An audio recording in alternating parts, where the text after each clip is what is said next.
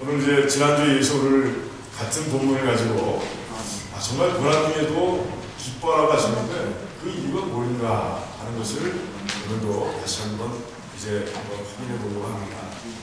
지난주간에 배운 말씀이 있는데 다 기억하시는지 모르겠어요. 기억하십니까? 네. 첫 번째, 우리가 기뻐할 수 있는 이유는 무엇입니까? 그 고난 가운데 분명한 목적이 있다는 것이에요. 하나님의 목적이 있어요.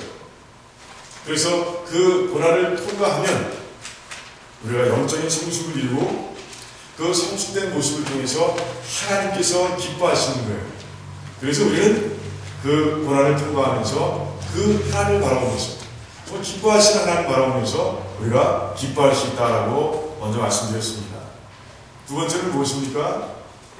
우리가 이 고난을 통해서 예수 그리스도의 고난에 참여하는 자가 된다는 것이에요. 그리고 그 고난의 끝은 무엇입니까? 영광이라는 것이에요. 최후의 승리라는 것이죠. 그 고난의 끝을, 그 최후의 승리를 바라보면서 우리가 걸어가기 때문에 그 고난 중에서도 우리가 기뻐할 수 있다라고 말씀드렸습니다. 그 두 가지가 지난주 본문을 바라보면서 우리가 얻은 교훈입니다. 이제 오늘 마지막 한 가지를 오늘 본문 가운데서 발견하는 것이에요. 자, 오늘 마지막 교훈은 어디 있을까? 어떻게 우리가 기뻐할 수 있을까? 고난 가운데서도. 그 말씀이, 그 답이 14절과 16절과 19절에 이렇게 담겨있는 모습을 보게 됩니다. 이 세 절의 말씀들이 서로 긴밀하게 연결되어서 그 마지막 그 주제를 아주 뚜렷하게 드러내고 있는 모습을 우리가 보게 되는 것이에요. 14절의 말씀을 가만히 보면요, 이런 말씀입니다. 그리스도의 이름으로 고난을 받는 자들은 복이 있다는 것이죠. 왜? 하나님의 영이 그들과 함께 하시기 때문이다 라고 얘기하고 있습니다. 아멘. 그 다음에 16절의 말씀은 무슨 말씀입니까? 그리스도로 고난을 받는 것을 부끄러워하지 말라는 것이에요. 그 그리스도인, 그 이름을 위해서 고난을 받는 가운데 하나님께서 영광을 받으신다는 것이에요. 그래서 그 이름을 위해서 고난을 당하라 이렇게 얘기하고 있습니다. 이 16절의 말씀은요, 14절 말씀에 그 축복이 전제되지 않으면 우리가 지킬 수 없는 그런 말씀입니다. 즉 14절의 말씀이 기초가 되고 있는 것입니다. 19절의 말씀의 뜻은 무엇입니까?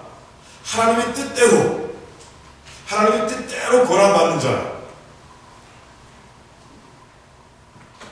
그들은 그 고난 가운데서 하나님을 바라보라는 것입니다. 그들과 함께 하시는 하나님을 바라보고 그분을 믿고 의지하며 나가는 가운데 그 고난 중에서도 해야 할 일, 하나님께서 우리에게 주신 그 놀라우신 뜻을 끝까지 지키며 행하는 그런 사람이 되라고 그렇게 얘기하고 있습니다. 즉, 이 19절의 말씀은 14절의 말씀과 16절의 말씀을 종합해서 담아놓고 있다라고 우리가 얘기할 수 있는 것이에요. 자, 이제 14절, 16절, 19절의 말씀을 우리가 잠깐 봤는데, 그걸 들여다봤는데, 이제 답을 발견할 수 있겠습니까? 고난 중에서 우리가 기뻐할 수 있는 이유를 우리가 이 말씀 가운데서 발견할 수 있겠습니까? 발견했어요? 무엇 때문에 기뻐할 수 있습니까? 우리가 하나님 때문에 정말 이 그리스도인으로서 이 땅을 살아가면서 고난을 당하는 것은 아주 마땅한 일이라고 했습니다. 그런데 그 고난 가운데서 기뻐할 수 있는 것은 그 고난 중에 누가 함께 계신다고요? 네, 성령 하나님께서 함께 하신다는 거예요. 나 혼자 그냥 그 고난 가운데 던져주시는 하나님이 아니시라 하나님께서 그 고난의 구덩이 속으로 함께 오셔서 우리와 함께 하시고 우리를 지켜주시고 그 속에서 보호하시고 도우시는 분이 바로 하나님이시라. 그러니 그 하나님 때문에 기뻐하라 라고 이제 말씀은 증거하고 있는 것이죠. 여러분 그렇습니까? 고난을 당해보니까 그 속에 하나님께서 계시는가요? 분명히 그렇습니다.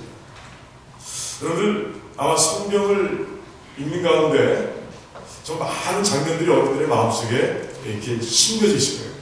그래서 살면서 이 생활 속에서 문득문득 생각나는 그런 성경 속의 장면들이 있을 거예요. 어떤 분들은 아마 그 10개라는 영화를 아주 감명 있게 보셨기 때문에 그 출애굽의 장면들이 마음속에 담겨 있고 그런 가운데 문득문득 살아가는 동안에 그 장면들이 마음에 떠오르는 사람들이 있을지는 모르겠습니다. 아무튼 누구에게든지 머릿속에 자주 떠오르는 그런 성경 속의 장면들이 있을 거예요. 없다고요? 없으면 문제가 있는 겁니다. 지금 떠오르는 그 장면이 뭔가? 라고 제가 여쭤보면 아마 사람들마다 다 다를지 모르겠어요. 저도 있어요. 저도 있습니다. 저는 근데 사도행전에 등장하는 그 장면들이 자꾸 제 마음속에 떠오릅니다. 아마 교회를 채워가는 그런 목사이기 때문이 아닌가 하는 생각이 드는데 아무튼 저는 그래요. 그 중에서도요. 사도행전 3장과 4장에 나타나 있는 사건이 제 마음속에서 가끔씩 자주 떠오릅니다. 3장과 4장의 사건은요. 이렇게 시작합니다. 베드로가 성전 미문에서 구걸하며 살아가고 있는 안진뱅이를 나사렛 예수의 이름으로 일으키는 그 장면부터 시작합니다. 많은 사람들이 놀랍니다. 그래서 그 사건이 일어난 장면으로 우르르 몰려옵니다. 그때 베드로는 일어서서 이제 복음을 전하는 것이죠. 내가 한 것이 아니야. 예수 그리스도의 이름으로 내가 선포해서 이런 일이 일어났어 하고 이제 선포하는 모습을 보게 됩니다. 그런데 놀랍게도 그 복음 전하는 베드로를 통해서 그리고 베드로를 통해서 일어난 기적을 통해서 5,000명이나 되는 그런 유대인들이 이제 예수 그리스도를 믿는 자리로 돌아오게 됩니다. 그런데 다 기뻐하는 게 아니라 이 마음속에 그런 장면들이 불편한 사람이 있는 거예요. 누군지 아세요? 유대인 지도자들이었습니다. 그들은 마음이 불편했어요. 이제 예수의 이름은 다시는 안 들어도 되는 줄 알았어요. 왜? 자기들이 정말 최선을 다해서 그 예수라는 그 청년을 십자가 못 박아 죽였기 때문에 그렇습니다. 그래서 다시는 이제 그 골치 아픈 이야기, 그 이름 듣지 않을 수 있을 줄 알았습니다. 그런데 그렇지 않은 거예요. 언제부턴가 그 예수가 다시 살아났다는 말이 들려오기 시작하고 그 제자라는 사람들이 이제 밖으로 나와서 이제 이런저런 일들을 하는 가운데 자꾸 예수 그 이름이 그 예루살렘 안에서 번져가는 모습을 그들이 불편한 마음으로 바라보고 있는 것이죠. 그런 가운데 이제 사람들을 보내서 이제 그 베드로와 요한을 당장 잡아들이는 모습을 보게 됩니다. 잡아들인 날이 바로 시간이 밤이었습니다. 그래서 다음날 아침에 이제 그를 불러서 얘기합니다. 질문을 던지는 것이에요. 네가 무슨 권세로 누구의 이름으로 이런 일을 하고 있느냐? 라고 했습니다. 이건요 아주 무서운 질문입니다. 촌철살인의 그런 질문인 것이에요. 사단의 급소를 찌르는 질문인 것이에요. 왜 그렇습니까? 예수 그리스도는 어떤 사람이었습니까? 바로 이단으로 몰려서요. 십자가에서 못 박혀 죽은 사람이었습니다. 그러니 그들의 입에서 예수라는 이야기가 나오길 기다리고 있는 것이에요. 내가 예수의 이름으로 라고 얘기가 나오는 순간 이제 그들이 똑같은 죄로 다루겠다라고 작정을 하고 지금 이 질문을 던지고 기다리고 있는 것이에요. 자, 과거의 베드로 같은 예수님께서 이제 신문을 나가실 때 3번이나 부인했던 그런 베드로 같으니 예수님께서 돌아가셨다는 얘기를 듣고 정말 벌벌 떨고 있던 그런 베드로와 사도들이었다면 아마 그 질문 앞에서 오줌을 찔끔 지렸을지도 모릅니다. 그런데 그들은 이미 과거의 사도들이 아니었습니다. 그들은 어떤 사도들입니까? 성령으로 충만하게 채워진 사도들이었습니다. 그런 가운데 그들 앞에서 담대하게 아주 당당하게 이제 대답하고 있는 모습을 보게 되는 것입니다. 너희들이 십자가에서 죽인 그 예수, 하나님께서 죽은 자를 다시 살리신 나사렛 예수 그리스도 이름으로 우리들이 이 일을 했다라고 아주 당당하게 얘기하는 것입니다. 그런 가운데 예수 외에는 다른 이름을 주신 적이 없다는 것이에요. 천하 인간에게 구원을 얻을 만한 다른 이름을 주신 적이 없다. 예수 외에는 아주 당당하게 선포하는 그들의 모습을 보게 됩니다. 자, 그 예수의 이름이 나오기 기다렸습니다. 그런데 이 유대 지도자들의 모습이 어떻습니까? 오히려 그들이 기가 팍 죽어있는 모습을 보게 됩니다. 당장 때리고 당장 죽임의 자리로 끌고 가야 할 텐데 그러지 못합니다.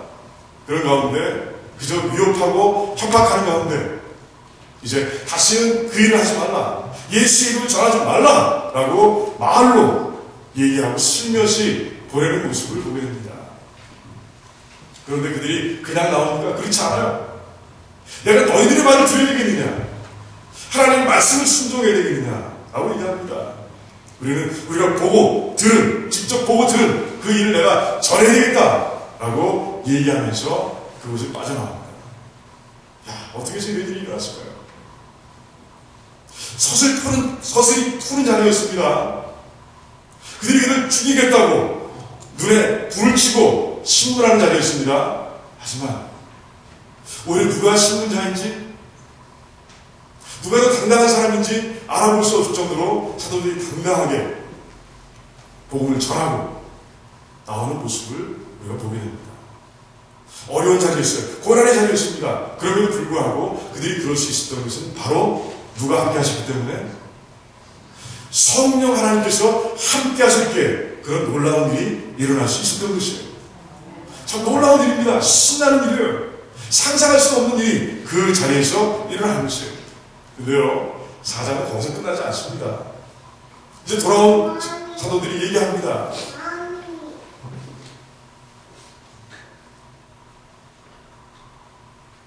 우리가 이런 일을 당했다. 그러면서 이야기를 나눕니다. 그런 가운데 그들은 이제 위기의식을 느낍니다. 아, 이제 이 정도로 끝나지 않을 수도 있다. 더 큰 위협과 큰 고난이 우리에게 닥칠 수도 있다라는 생각 때문에 그들이 이제 하나님께 기도하기 시작합니다. 하나님, 그럼에도 불구하고, 이런 악한 상황에도 불구하고 이 고난 속에서도 우리가 예수 그리스도 그 아름다운 복음을 전할 수 있도록 도와주시옵소서라고 기도합니다. 그 기도하기를 마치고 나자 어떤 일이 일어납니까? 그 자리가 진동합니다. 움직이기 시작하는 거예요. 그런 가운데 모든 사람들이 성령을 받고 유대 지도자들이 눈을 켜고 바라보고 있는, 지켜보고 있는 그 거리로 나와서 다시 복음을 전하는 모습을 보게 되는 것입니다. 우리 성령 하나님께서는요, 하나님의 뜻을 이루는 자들, 특별히 고난 가운데서 그 뜻을 이루어가는 자들과 함께 하시는 거예요.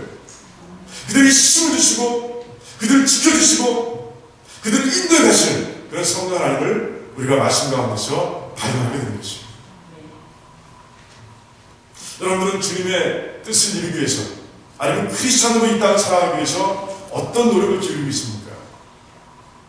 정말 시험이 와도, 그것 때문에 시험이 오고 그것 때문에 어려움이 와도 여러분들은 선하게 그 일을 이루기 위해서, 주님의 뜻을 이루기 위해서, 크리스찬이라는 그 이름에 걸맞는 삶을 살아가기 위해서 여러분 자신있게 당당하게 이 땅을 살아갈 수 있습니까? 있어요? 왜? 무엇 때문에? 바로 함께 하시는 성령 하나님 때문에 그렇다는 것입니다. 오늘 말씀이 분명히 증거하고 있고, 그리고 그 사건이 우리에게 이 분명한 진리를 증거하고 있는 것입니다. 그 자리에 베드로가 있었고요. 그 사도행전 3장과 4장의 그 스토리의 주인공이 바로 베드로였습니다. 그런 가운데 그런 이 이야기를 쓸 수 있는 것이에요. 성령 감동해서 걱정하지 마라. 너희들이 그리스도인으로 살아가는 것, 그 속에서 시험을 만나고 어려움을 만난다 할지라도 여러분들은 걱정하지 마십시오. 성령 하나님께서 함께 하십니다. 분명히 함께 하십니다. 라고 지금 강하게 선포하고 있는 것입니다. 이 말씀을 분명히 믿으시기 바랍니다. 이 말씀 분명히 붙잡으시기 바랍니다. 1945년 불가리아는요, 어떻게 됐어요? 공산주의 국가가 됐습니다. 공산주의 국가, 이 공산당들이 이제 그 모든 걸 다 점령하고 차지하고 정치적으로 안정되자 그 다음에 하는 일이 바로 종교 탄압이에요. 그들은 유물론자들이잖아요. 그래서 종교는 없다. 그런 가운데 완전히 말살시키거나 아니면 교회를 놔두되 자기들이 마음대로 조정할 수 있는 꼭두각시들을 이제 그 지도자의 위치에 세우고 그렇게 조정하는 모습을 보게 됩니다. 그거랑 똑같았어요. 1948년에 이제 종교를 자기의 것을 만들기 위해서 자기가 마음대로 조정할 수 있는 그런 장소를 만들기 위해서 이제 그들은 이제 법을 하나 만듭니다. 공산당의 원수의 사진을 예배당에 골라는 것이에요. 그리고 숭배하는 것이에요. 너희들이 신도 숭배하지만 이 원수도 숭배하라 라고 이제 명령을 내립니다. 자, 제대로 된 사람 같으면 그거 가능하겠습니까? 이제 종교 지도자들이 반발합니다. 그럴 수 없다. 그럴 수 없다. 그럴 수 없다고 하는 사람들은 다 잡아다가 숙청합니다. 그리고 그 빈자리를 아까 말씀드린 대로 그들이 의도했던 대로 꼭두각시들을 다 세웁니다. 완전히 장악했습니다. 그리고 나서 이제 재판을 엽니다. 이 사람들을 다 이제 수용소로, 강제 수용소로 보내기 시작합니다. 그 중에 한 사람이 포포프라는 이름의 목사님이었어요. 앞에 두 피읍은 PP입니다. 근데 마지막 푸는 V입니다. F라고 발음하는데 상당히 어렵습니다. 어제 연습 많이 했는데 잘 안 되네요. 포포프 목사님. 15년의 형을 받고 이제 강제 수용소가 있는 섬으로 이제 끌려가게 됩니다. 그것은 지옥과 같았습니다. 지옥과 같았어요. 첫날 이제 명령이 주어집니다. 너희들이 하루에 이뤄야 할 한 달량은 이만큼이다. 너희들은 새벽 3시부터 일을 시작이 되고 밤 9시에 일이 끝난다 라고 얘기합니다. 그리고 18시간이나 이제 강제 노동을 통해서 그 한 달량을 채워야 되는 것이죠. 하지만 18시간의 노동으로도 그 한 달량은 절대로 채워질 수 없습니다. 그처럼 높은 목표를 주고 일을 하는 것이죠. 그런데 목표를 못 채우면 그 다음에 또 똑같은 일이 반복되면 좋겠는데 그렇지 않습니다. 목표를 채우지 못했다는 이유로 이제 배신량을 줄여가기 시작합니다. 그러니 그 다음날은 허기져서 더 못합니다. 그 다음에 더 배신량을 줄이고 그런 가운데 그 섬에 끌려갔던 모든 사람들이 다 피골이 상접할 정도로 말라가기 시작합니다. 힘이 없습니다. 늘 허기져 있습니다. 쓰러지게 되면 당장 채찍이 날라옵니다. 이제 일을 하다가 작업장에서 뭔가 먹을거리를 찾게 되면 그들은 허겁지겁 먹습니다. 도마뱀이라든가 쥐라든가 아니면 곤충들 아니면 풀 하나. 하지만 마음대로 먹을 수 없어요. 무릎을 굽혀서 죽으려고 하면 뒤에서 더 큰 가혹적인 행위가 따라옵니다. 뭡니까? 총을 쏘는 거예요. 그런 가운데 수많은 사람들이 죽어갑니다. 그런데 포포프 목사님은요, 그 지옥과 같은 장소에서 복음을 전하기 시작합니다. 그냥 밖에 있는 사람들보다 이 고난 속에 있는 사람들이 더 복음이 필요하다라는 그 믿음 가운데서 그는 몰래 말씀을 전하기 시작합니다. 말씀을 들은 사람들이 이제 한 사람 한 사람 그리스도를 믿게 됩니다. 그러면서 그 신앙 속에서 그들이 잘 견뎌가는 모습을 바라보면서 포포프 목사님 얼마나 감사한지 몰라요. 이 지옥의 자리에도 함께 오셔서 그들을 개성시키시고 그들을 일으키시는 하나님의 모습을 바라보면서 와, 그는 너무 감사합니다. 갈증이 생깁니다. 이분들에게 말씀을 전해야 되는데 어느 순간에 지나고 하니까 이제 말씀이 생각나지 않습니다. 그 혹독한 고문 속에서 그 먹을 것도 제대로 못 먹으면서 정말 강제 노력하는 가운데 점점 기억력이 사라지는 거예요. 이럴 줄 알았으면 말씀을 더 외우는 건데 라는 생각을 하면서 안타까운 마음을 가지고 있습니다. 그런 가운데 하나님께 기도합니다. 하나님, 이 갈급함도 해결해 주시기 원합니다. 어느 날 자기 옆 침대를 보니까 그 사람이 뭔가 책을 찢어서 담배를 맙니다. 가만히 보니까 성경인 거예요. 그래서 묻습니다. 아니 어디서 그 귀한 책을 얻었습니까? 물으니까 쓰레기통에서 찾았습니다. 저한테 주면 안 되겠습니까? 좀 꼭 필요한데요. 그랬더니 자기도 필요하다는 거예요. 왜? 담배 만드는 데 써야 된다는 거예요.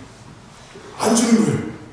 그래서 할 수 없이 그 목사님은 자기가 가지고 있는 그 수용소에 갖고 있던 모든 것들, 그 소유물들을 거의 다 주고, 그리고 성경책을 자기 것으로 만듭니다. 성경책을 들춰서 읽는데 얼마나 단지.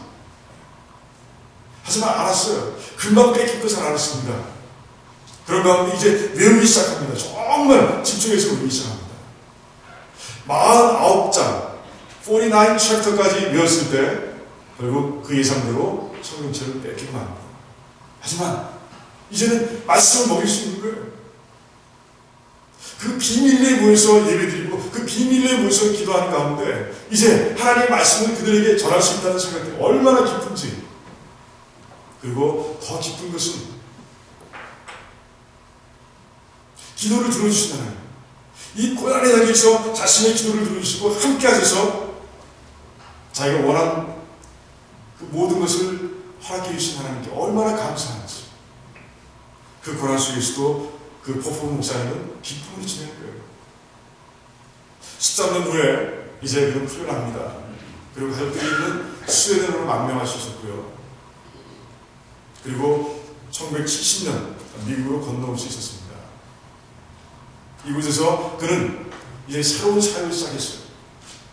이제 공산주의 국가라든가 아니면 성경책을 마음대로 구할 수 없는 국가들에게 성경을 보고하는, 보내는 그런 단체를 만들어서 운영하기 시작했습니다. 그런 가운데 이제 평생을 삽니다. 또 그런 가운데 이제 공산주의 국가에다가 이제 제발 내가 한 번만 고국의 땅을 밟을 수 없겠냐고 계속해서 편지를 보냅니다. 계속 문제를 들다가 이제 그 불가리아가 공산주의가 망하는 그때가 1989년인데 바로 1년 전 1988년 10월 공산당 정부에서 와도 좋다라는 그런 이야기, 수락이 떨어집니다. 그 당시 포포프 목사님은 암에 걸려서 투병하고 있었어요. 그런데 28년 만에 꿈에도 그리던 그 고국을 방문할 수 있다는 생각에 흔쾌히 비행기를 타고 갑니다. 제일 먼저 간 곳이 소피아, 수도 소피아에 있는 자기가 처음 목회하던 장소였습니다. 그곳에 가서 교회당을 둘러보는 가운데 포포프 목사님의 눈에서 눈물이 흐르기 시작합니다. 그 옛날 생각이 나는 거예요. 그 고난 가운데서도 함께 하셨던 하나님, 자기의 삶을 지키시고 자신의 생명을 통해서 또 여러 생명들을 살리시고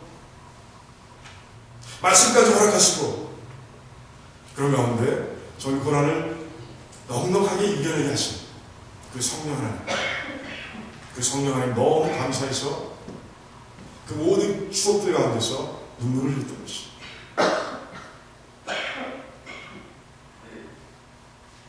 하나님께서는 그러신 분입니다. 아무리 우리가 고난을 당한다 할지라도 우리는 염려할 게 없는 것입니다.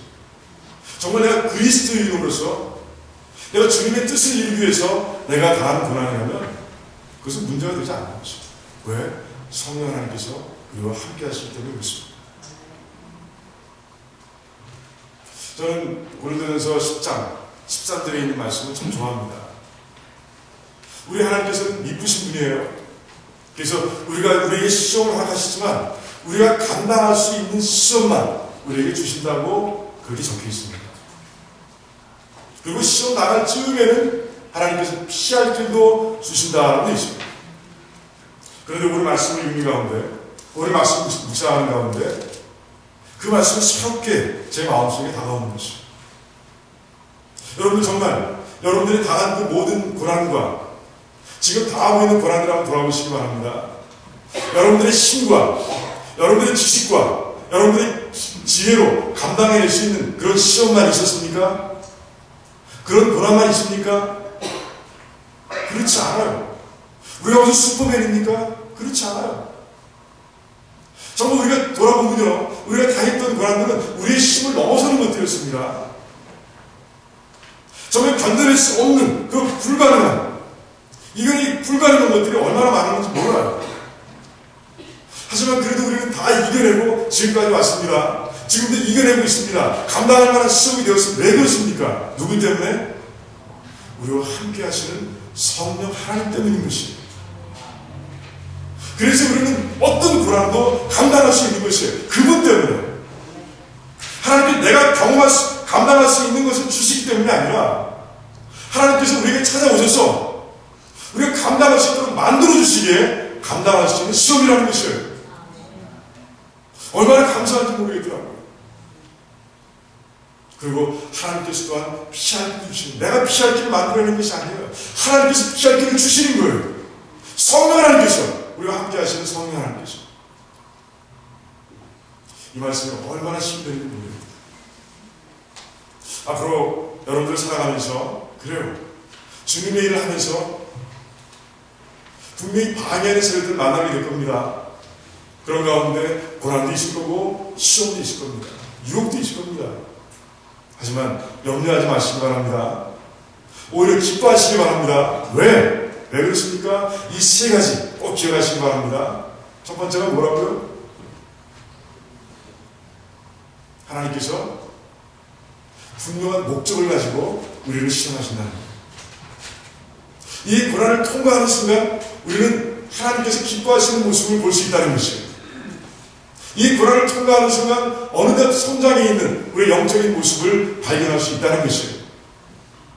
그 목적이 분명하게 우리를 기뻐할 수 있습니다. 두 번째는 무엇입니까? 예수 그리스도의 고난에 우리가 함께 참여하는 것이에요. 그리고 그 끝은 무엇입니까? 예수님과 함께 영광을 얻는 것이에요. 최후의 승리입니다. 그래서 우리는 고난 가운데서 그 끝을 바라보면서 기뻐할 수 있는 것이에요. 고난 중에도 기뻐할 수 있습니다. 왜? 성령 하나님께서 우리와 함께 하시기 때문에 그렇습니다. 우리에게 지혜도 주시고 힘도 주시고 그것을 감당할 수 있는 우리로 만들어주시기 때문에 그렇습니다. 이 세 가지의 분명한 진리를 여러분들의 가슴속에 심어놓으시기 바랍니다. 그런 가운데 어떤 고난이 오든 어떤 시련과 시험이 온다 할지라도 그것이 불자가 붙는 불시련이 할지라도 그 앞에서 당당하고 오히려 웃으며 그 고난을 통과해 나갈 수 있는 그런 여러분들이 나되시기를 주님의 이름으로 축원드립니다. 기도하겠습니다.